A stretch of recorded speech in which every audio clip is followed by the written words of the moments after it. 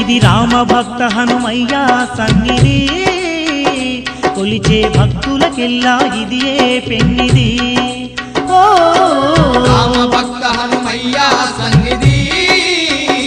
కొలిచే భక్తులకెల్లా ఇది పెన్నిది పవిత్రమైన క్షేత్రం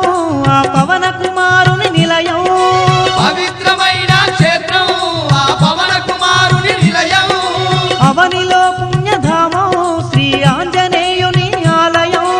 అవనిలో పుణ్యధామం శ్రీ ఆంజనేయుని ఆలయం ఇది దీన జనులను ఆదరించే క్షేత్రం దివ్య సుందరుడైన మారుతి మందిరం ఓ